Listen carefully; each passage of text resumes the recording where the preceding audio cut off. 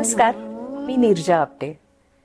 निवेदनाच्या क्षेत्रात गेली अनेक वर्ष काम करते आणि ह्यामुळे माझ्या या व्यवसायामुळे मला अनेक अशी नाती मिळाली जी खूप घट्ट नाती झाली. तर असंच एक घट्ट नातं डॉक्टर शशिकला शिरगोपीकर यांच्याशी जुळलं. शशीताई, त्यांच्याशी पहिली ओळख झाली त्यांच्या शिष्यांमुळे, ज्यांनी मला विचारलं होतं की आम्ही गझल शिकायला सुरुवात केली आहे आणि एक नवीन कार्यक्रम करायचं आमचं चाललंय, तर तू आमच्याबरोबर बोलशील का आणि तू शशीताईंना भेटायला येशील का. त्या उत्तम गझल गायिका आहेत, त्यांनी गझल ह्या विषयात डॉक्टरेट केली आहे. माझ्यासाठी एवढाच मुद्दा पुरेसा होता की त्या गझल गायिका आहेत आणि गझल ह्या विषयाचा त्यांचा अभ्यास आहे, कारण गझल हा माझ्याही खूप आवडीचा विषय आहे. आणि त्यामुळे शशीताईंना भेटायला गेले आणि पाहताच क्षणी मला जे आवडलं ते म्हणजे त्यांचं व्यक्तिमत्व. हसरं, दिलखुलास, छान आवरलेलं घरात असल्या तरी मला अशी माणसं खूप आवडतात, ज्यांना पाहून आपल्याला प्रसन्न वाटेल. असं प्रत्येकाने असावं. आणि अशा शशीताई पहिल्याच दिवसापासून त्यांच्याबरोबरनं मैत्रीचंच नातं जुळलं. त्यांना गुरु म्हणावं किंवा त्यांना वाकून नमस्कार करावा असं व्यक्तिमत्व आहेच, पण त्याहीपेक्षा सरळ जाऊन त्यांच्याशी हात मिळवणी करावी किंवा त्यांच्या गळ्यात पडावं अशी मैत्रीण. तर ते नातं आजही तसंच आहे, त्या भावना आजही तशाच आहेत. शशीताईंबरोबर जितक्यांदा मी भेटले, जेव्हा जेव्हा मी भेटले कार्यक्रमाच्या निमित्ताने, रिहर्सल्सच्या निमित्ताने, किंवा मला जर काही प्रश्न पडले असतील गझल संदर्भात तर मी त्यांना आवर्जून विचारायचे. आणि तेव्हा तेव्हा मला जाणवला त्यांचा निखळ, सालस, सुंदर स्वभाव. मैत्रीच्या नात्यानी, प्रेमानी प्रत्येक वेळी कॉफी घेशील का, कुठनं आली आहेस, दमून आली आहे का, हे सगळं विचारून आणि मग जे हवंय ते त्या द्यायच्या. तर हा स्वभाव मला वाटतं खूप महत्त्वाचा आहे. आणि कुठलाही कलाकार त्याची कला जितकी चांगली असते त्याच्या मागे त्याचा स्वभावही कारणीभूत असतो. गझलविषयीचा त्यांचा जो दृष्टिकोन होता तोही खूप मला वेगळा वाटला. कारण नेहमीच्या ज्या गझल आहेत किंवा ज्या खूप लोकप्रिय गझल आहेत, अशा गझल्सच्या ऐवजी त्यांनी काही वेगळ्या चाली लावलेल्या गझल सादर करण्यासाठी कायमच प्रोत्साहन दिलं. मला एक आठवण सांगायची आहे. मला वाटतं 2014 साली आम्ही एक कार्यक्रम केला होता, गुलों में रंग भरे, आणि त्याच्यासाठी ज्या गझल निवडल्या होत्या त्या सगळ्या गझल शशीताईंनी मला स्वहस्ताक्षरामध्ये लिहून दिल्या होत्या. आणि अतिशय सुंदर, बारीक, कलात्मक असं अक्षर आहे त्यांचं. इतकं व्यवस्थित लिहून दिलं होतं की मला खरंच खूप लोकांना सांगावंसं वाटलं की तुम्हाला दुसऱ्याला कोणाला जर काही लिहून द्यायचं असेल तर अशा पद्धतीने लिहून द्या. तर हाही त्यांच्या स्वभावातला एक खूप वेगळा भाग मला जाणवला की अत्यंत व्यवस्थितपणा आणि जे करायचं आहे त्याच्या मागे पूर्णपणे अभ्यास. मला एक हेही जाणवतं की त्यांनी कधीही मला हे विचारलं नाही की कार्यक्रमाचं निवेदन करताना तू काय बोलणार आहे. तर हा जो एक विश्वास असतो समोरच्यावर की नाही, तू जे बोलशील ते उत्तम बोलशील, अभ्यास करून बोलशील, हा विश्वास तुम्हाला दुसऱ्यावर टाकता आला पाहिजे. आणि तोही कोणी टाकला होता, ज्या स्वतः एक उत्तुंग व्यक्तिमत्व आहेत, स्वतः एवढा अभ्यास असताना, उत्तम भाषेवर प्रभुत्व असताना त्यांनी मला विचारलं नाही कधीच की तू काय बोलणार आहे, तू असं का बोललीस किंवा तू हे का बोलली. उलट प्रत्येक वेळी कौतुक केलं. हा त्यांच्या मनाचा मोठेपणा आहे.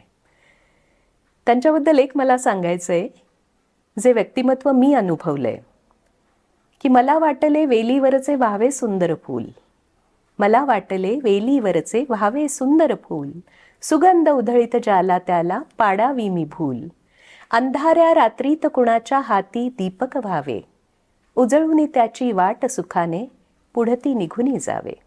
खरंच त्यांच्या प्रत्येक गझलनी ऐकणाऱ्यांना, रसिकांना आनंदच दिलाय. आणि ती आठवण, तो आनंद प्रत्येक रसिकाने जपलाय हेही जाणवतं. शशीताईंच्या स्वभावात हे दातेपण आहे, देण्याची वृत्ती आहे.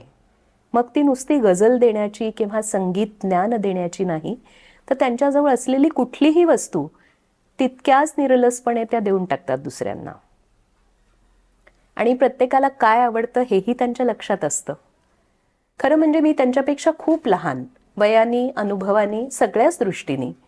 पण तरीही कुठेतरी मी त्या क्षेत्रात काम करते किंवा माझं थोडंसं वावर जास्त आहे हे कुठेतरी जाणवून त्या प्रत्येक वेळी मला विचारायच्या की तुला काय वाटतं, ही गझल आपण घ्यावी का?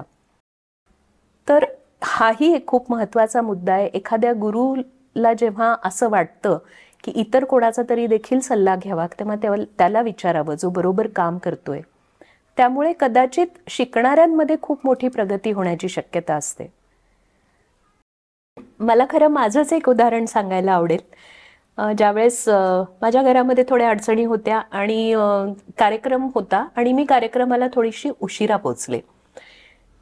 पण कार्यक्रम शक्यतोवर वेळेवर सुरू करायचा हाही त्यांचा अट्टहास असायचा आणि त्यामुळे मी जरी पोचले नाही तरीही त्यांनी तो कार्यक्रम सुरू केला आणि मी ऑडिटोरियममध्ये पोचल्यानंतर त्यांनी म्हटलं ये स्टेजवर.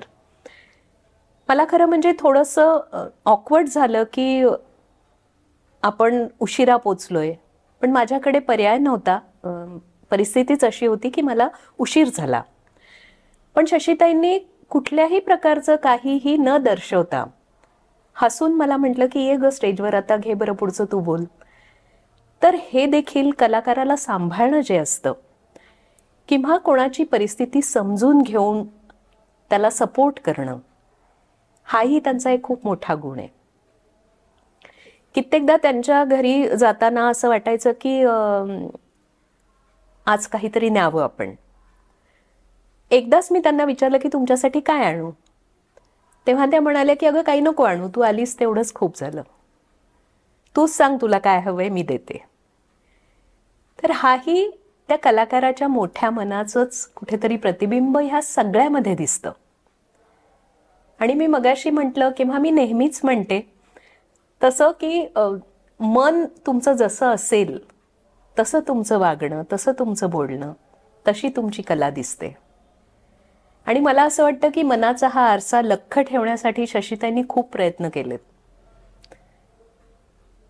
असं होतं बऱ्याचदा की तुम्हाला देवाकडनंच काही गोष्टी मिळतात, पण काही गोष्टी मात्र प्रयत्नपूर्वक जपाव्या लागतात, वाढवाव्या लागतात, शिकाव्या लागतात आणि त्या दुसऱ्यांनाही शिकवाव्या लागतात.